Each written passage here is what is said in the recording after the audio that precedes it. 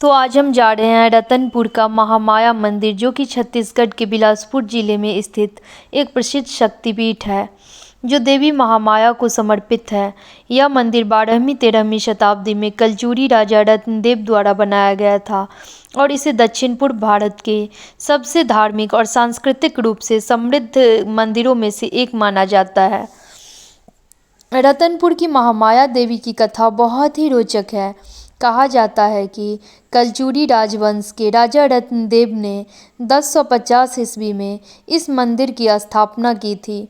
एक कथा के अनुसार राजा रत्नदेव ने एक रात वट वृक्ष के नीचे विश्राम किया और उन्हें देवी महामाया का दर्शन हुआ। इसके बाद उन्होंने अपनी राजधानी तुमान से रतनपुर स्थानांतरित की और इस मंदिर का निर्माण करवाया। महामाया देवी को 51 शक्तिपीठों में से एक माना जाता है, जहां देवी सती का दाहिना स्कंद गिरा था। इस मंदिर में देवी महामाया के 3 रूपों महाकाली, महालक्ष्मी और महासरस्वती की पूजा की जाती है।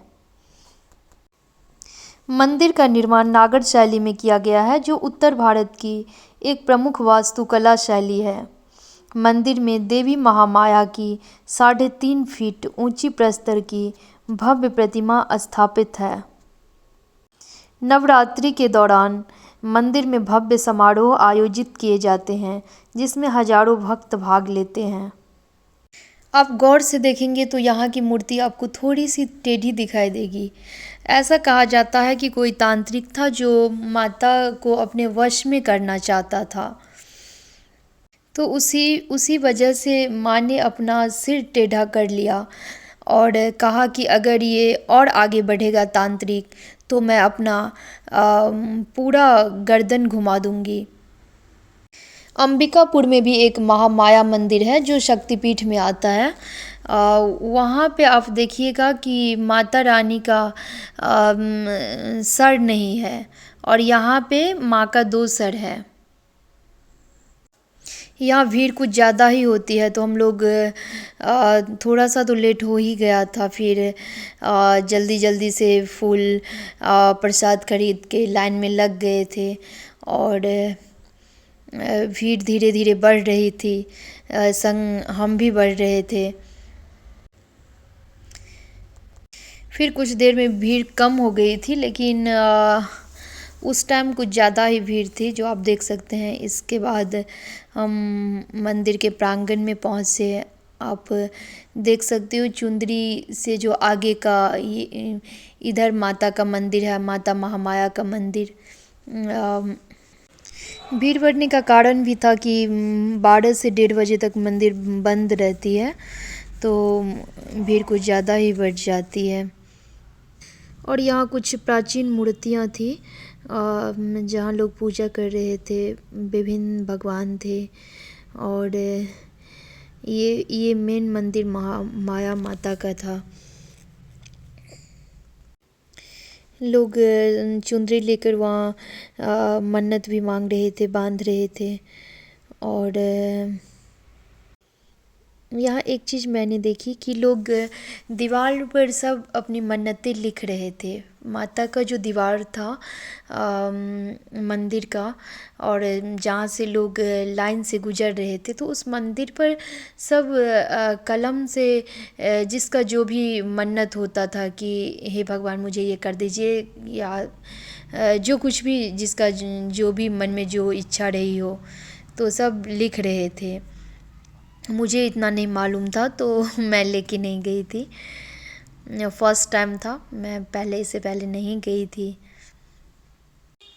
मुंडन भी हो रहा था और शायद बलि प्रदान की प्रथा भी है। और इधर शिव मंदिर था। यहाँ एक नदी थी जहाँ देख रही थी कि लोग और छागर या बकरी जो भी बोलते हैं, तो उसको सब पैर धुला उला के ले जा रहे थे। तो मुझे लगा कि शायद बलि प्रदान होता होगा। पीपल का पेड़ था, तो लोग छाँव में बैठ के अपना सुकून की सांस ले रहे थे। जगह काफ़ी बड़ा, काफ़ी अच्छा है शायद दूर से भी लोग आते हैं। पहली बार था लेकिन मुझे काफ़ी अच्छा लगा।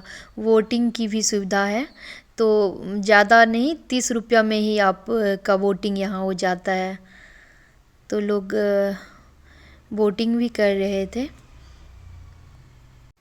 और हाँ, सबसे ख़ास बात यहाँ भोजन की भी व्यवस्था होती है। वो यही नहीं, कई मंदिरों में मैं छत्तीसगढ़ में देखी, रतनपुर में देखी कि आपको 20 रुपया या 30 रुपया में चावल दाल सब्जी ये मंदिर की तरफ से होता है। तो भोजन का भी व्यवस्था यहाँ रहता है। और यहाँ आप देख सकते हैं कि सब वट वृक्ष में चुंदरी बांध रहे थे, अपनी मन्नत बांध रहे थे। फिर आगे शायद यहाँ हवन ववन के लिए बनाए हैं। और ढेरों बीच में दुकान वगैरह मेला वेला है। यहाँ लकड़ी का अब हम लोग जा रहे गाड़ी, बच्चों का खिलौना बिक रहा था जो मुझे काफ़ी आकर्षित किया। मैं वही देखने लगी।